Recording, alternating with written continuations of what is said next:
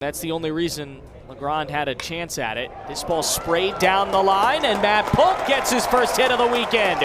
Off to the races we go. Logged on the wave at third. Throw comes in, and it won't even reach the plate. All the way to third goes Matt Polk. An RBI triple gets the juices flowing on a Saturday afternoon. It's 1-0 Arizona State. He's had monster numbers in big situations in games, and he's got more here. Back up the middle, Rolling gets the wave at third. The throw goes to third, and Rolling comes in to give Arizona State the lead. Fitzpatrick's 0-2. He gets out of the jam. The fireman Fitzpatrick works ASU out of a bases-loaded spot, and they keep the lead as we go bottom five. A big opportunity for Sean Fitzpatrick, and Arizona State leads 2-1. The middle innings continue in a moment here at Phoenix Muni. On to the fourth here at Phoenix Muni. Arizona State strikes back after taking the lead. They gave it up. They get it right back. Would have had another shot to extend the lead, but New Contreras becomes the second ASU base runner thrown out at first base this weekend. And that's how the inning ends. So it's back to Colin Linder here in the fourth, facing 3, 4, and 5 in the St. John's order. Yeah, this is a very aggressive ASU team on the base paths. It's something that they pride themselves on, and it seems like they've gotten a little bit too aggressive these last couple days, particularly when those lefties are on the mound. 2 pickoffs back-to-back nights. Yeah, Willie Bloomquist took the blame for the runner that was thrown out last night, saying we didn't expect them to throw over. We were kind of trying to go on first move. I don't know that was what they were doing there, but that was the strategy at least last night. Yeah, there was a little bit more trickery, kind of a back pick after playing back, not holding on Contreras, being the trail runner, and then it was Agresti just sneaking around and not quite quick enough from Contreras to get back. Jader Rafestanger leading off here in the fourth. He got put down pretty early in his at-bat back in the first. 0 for 1 with a ground out. Jader, one of those 3 that was all Big East last year. This is his 74th appearance in his 3 years with the Red Storm. Hit .357 last year. Just monster numbers, a .479 OBP.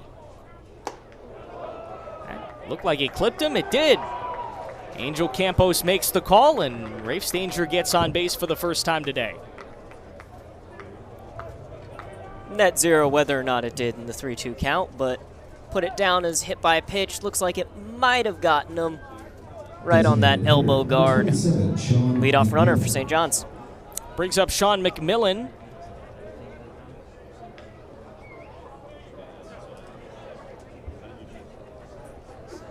He is 0 for 5 to start this series. 3 strikeouts last night. Flew out to start today. Cole Carlone struck out 9 in his start yesterday. A lot of them coming towards the end, too. He got better as the game went on. And he got better in the tough situations, too, when there were runners on third, when there were runners in scoring position. That's where he was really locking down, mixing in that changeup, starting to pull out some extra tricks from his back pocket in order to get those big outs. Alex Overbay had 3 strikeouts in his 2 innings, and Austin Musso out of the bullpen had a strikeout in his 8th inning. So all in total, a 13 strikeout day for the ASU staff to just 5 walks. 2-0 here on the DH McMillan.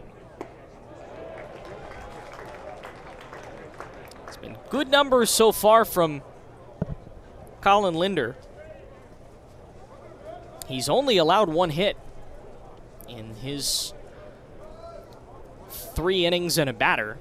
The problem was it was a hit that went over the fence in left field. But his offense picked him up. Got that lead right back. He's pitching with the lead for the 2nd straight inning. Yeah, and his pitch count's gotten a little bit better. I mean, especially after that 1st, 2nd inning, it was looking like he might be in for a shorter outing, but he's been able to keep going back to the strike zone, get some earlier contact, and not have these long, grinding at-bats. His 50th pitch of this day is sprayed foul. You're right, he's been very economical.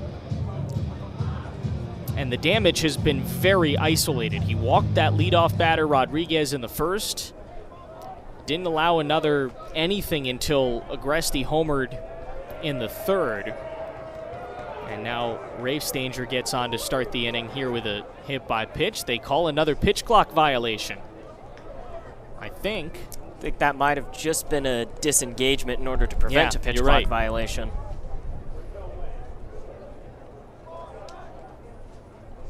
Rafe Stanger is on first. Here's the 2-2. An excuse me swing to keep McMillan at the plate. These next two games, vital for the Sun Devils. They're going to need all the momentum they can get. Oklahoma on Tuesday and Wednesday on the road in Norman, and then 3 in Arlington against 3 top 25, potentially 3 top 15 opponents next weekend at the Kubota College Baseball Classic. Flown out to left, Hairston in the sun. Took him a while, but he found the ball in the sky. First out of the fourth. Yeah, Wynn definitely had that one die even more as you saw Hairston coming in to catch that ball. And another one of those balls that was just hit so high.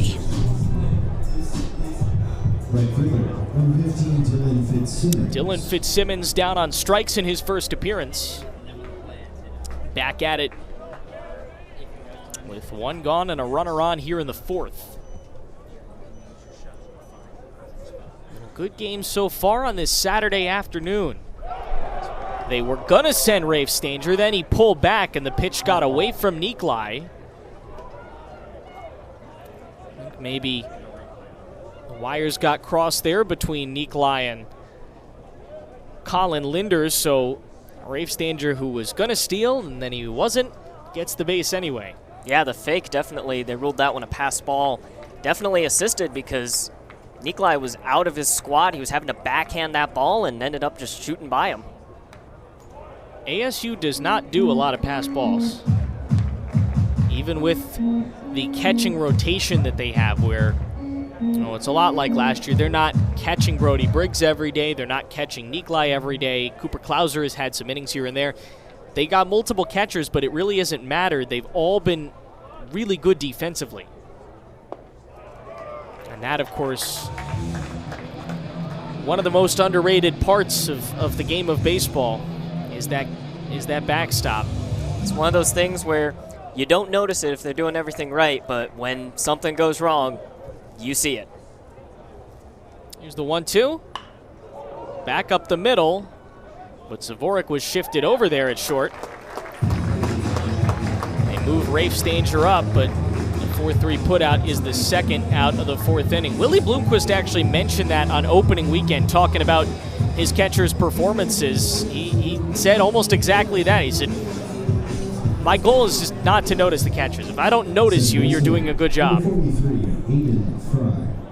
And for the most part, he has not had to notice his catchers this season.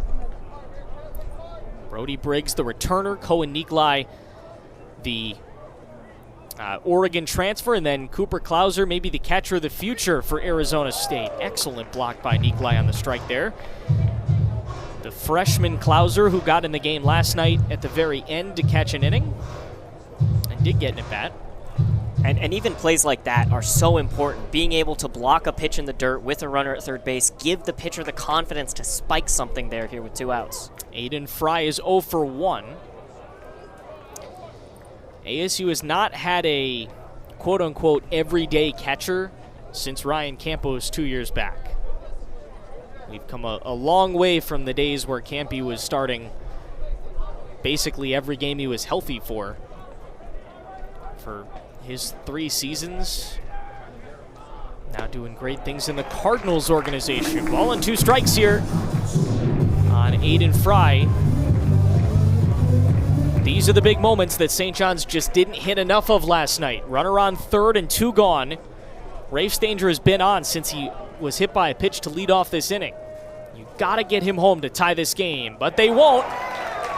Linder gets another punchy, and he closes out the fourth, dancing around that leadoff base runner. Bottom four next, 3.5 in the books, and the Sun Devils rolling on this Saturday, a 1-run lead for Arizona State.